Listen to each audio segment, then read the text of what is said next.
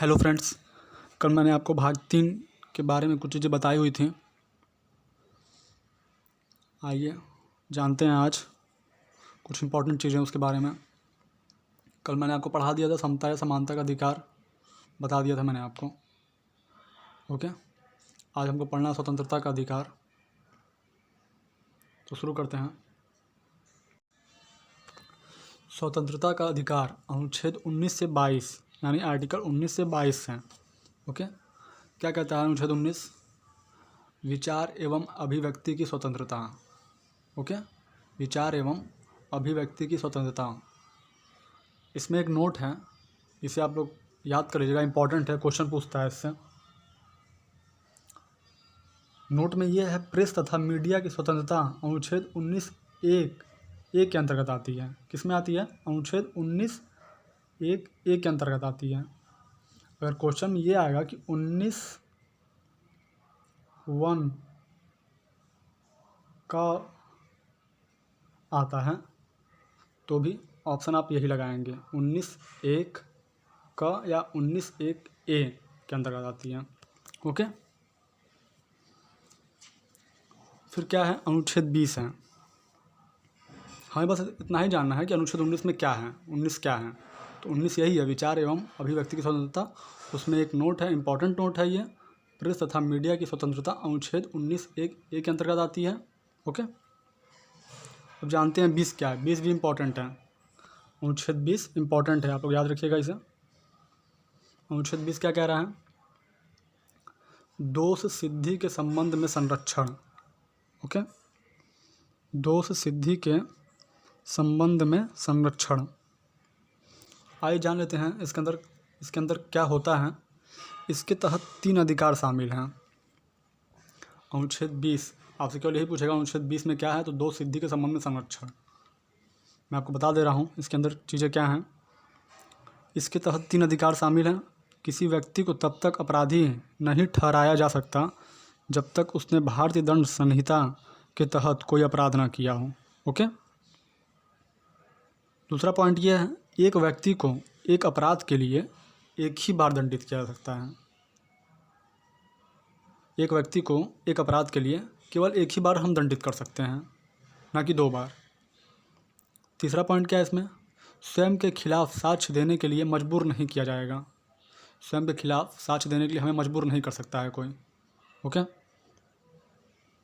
आइए फिर देखते हैं अनुच्छेद 21 क्या है। ये इंपॉर्टेंट है अनुच्छेद 20, आप लोग याद रखिएगा इसे। अनुच्छेद 20 दोष सिद्धि के संबंध में संरक्षण। अनुच्छेद 21 क्या है? प्राण एवं दैहिक स्वतंत्रता से कानून के अनुसार ही वंचित किया जाएगा। यानी अगर कोई प्राण त्यागता है, प्राण एवं दैहिक स्वतंत्रता से कानून के अनुसार ही वंचित कर सकते हैं। आत्महत्या करना भी एक अपराध है। आइए आपको इसके अंतर्गत कुछ चीज़ें बता देता हूँ मैं जो इसके अंदर आती हैं।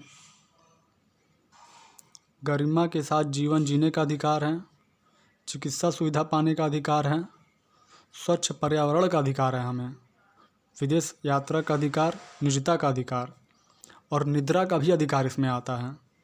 अनुच्छेद 21 के तहत निद्रा का भी अधिकार आता है। ओके,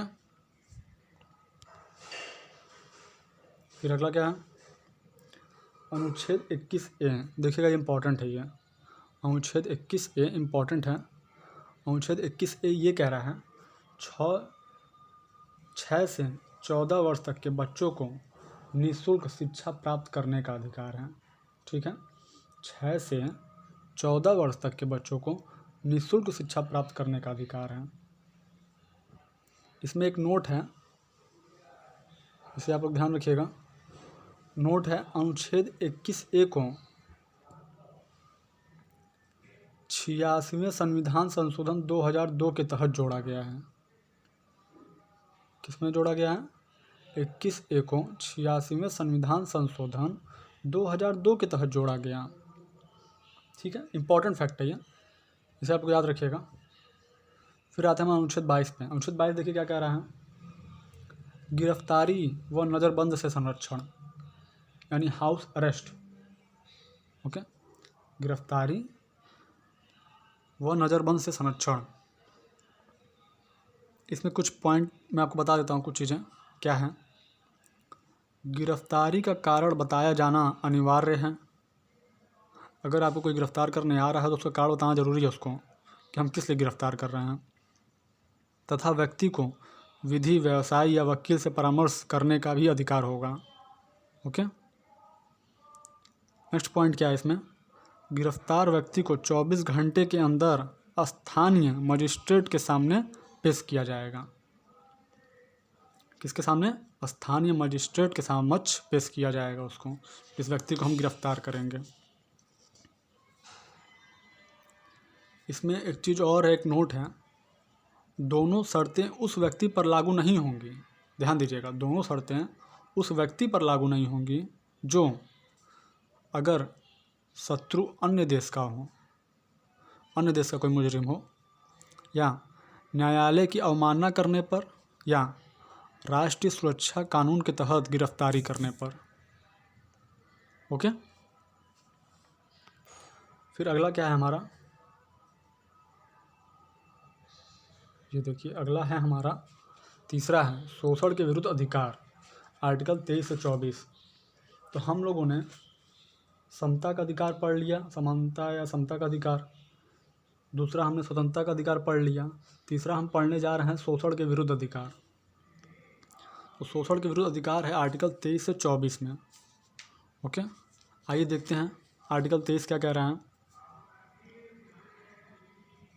आर्टिकल 23 है मानव के दुर्व्यापार, बेगार या बलात्श्रम पर प्रतिबंध। दुर्व्यापार, बेगार या बलात्श्रम पर प्रतिबंध।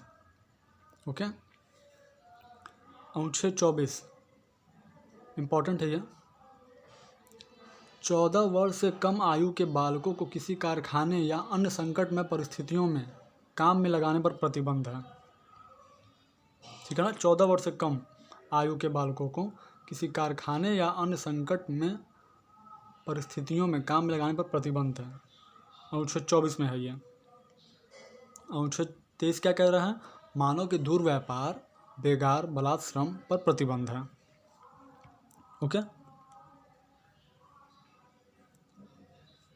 अब आते हैं चौथा क्या है हमारा, धार्मिक स्वतंत्रता का अधिकार। धार्मिक स्वतंत्रता का अधिकार आर्टिकल 25 से 28।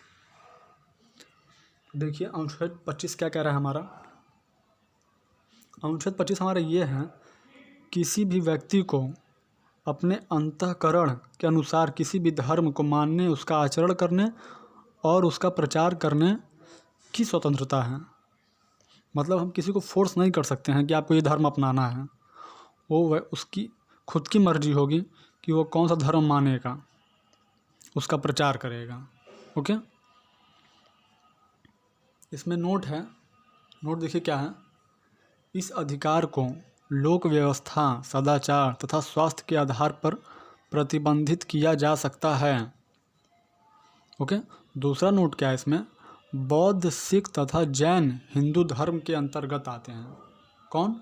बौद्ध, सिख तथा जैन हिंदू धर्म के अंतर्गत आते हैं। ये हो गया हमारा।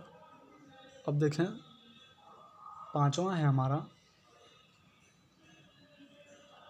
और इसी में धार्मिक स्वतंत्रता के अधिकार में कुछ चीज़ें और हैं, वो इम्पोर्टेंट नहीं है लेकिन फिर भी मैं आपको बता दे रहा हूँ, क्योंकि 25 से 28 है तो मैं आपको बता दे रहा हूँ। 26 क्या है? 26 ये है, आर्टिकल 26 धार्मिक कार्यों के प्रबंधन की स्वतंत्रता। धार्मिक कार्यों के प्रबंधन की स्वतंत्रता। ओके, 27 क्या है? 27 कहता है धर्म की अभिवृद्धि के लिए शुल्क देने की स्वतंत्रता। यानी राज्य किसी संप्रदाय विशेष के लिए कोई आयोजन करता है तो उसके लिए शुल्क वसूल सकता है राज्य। और 28 क्या कह रहा है? आर्टिकल 28 ये कह रहा है राज्य द्वारा स्थापित शिक्षण संस्थाओं में किसी भी प्रकार की धार्मिक शिक्षा नहीं प्रदान की जाएगी। देखिएगा, ध्यान दीजिएगा, राज्य द्वारा स्थापित शिक्षण संस्थाओं में किसी भी प्रकार की धार्मिक शिक्षा नहीं प्रदान की जाएगी, यानी धार्मिक शिक्षा नहीं प्रदान होगी। आर्टिकल 28 ये कह रहा है हमारा। इसी में एक पॉइंट और है, राज्य द्वारा सहायता प्राप्त विद्यालयों तथा निजी विद्यालयों में धार्मिक शिक्षा प्रदान की जा सकती है, परंतु उसमें शामिल होने या न होने की छूट होगी। ओके, तो ये था हमारा धार्मिक स्वतंत्रता का अधिकार, आर्टिकल 25 से 28 तक। ओके, मैंने आपको बता दिया। अब आपको बताना है 5वां है संस्कृति व शिक्षा संबंधी अधिकार। क्या है? संस्कृति व शिक्षा संबंधी अधिकार। तो इसमें क्या कह रहा है? संस्कृति और शिक्षा संबंधी अधिकार आर्टिकल 29 क्या कह रहा है? 29 है, भारत के किसी भी क्षेत्र राज्य में निवास करने वाले नागरिकों को अपनी भाषा लिपि, क्या कह रहा है? अपनी भाषा लिपि,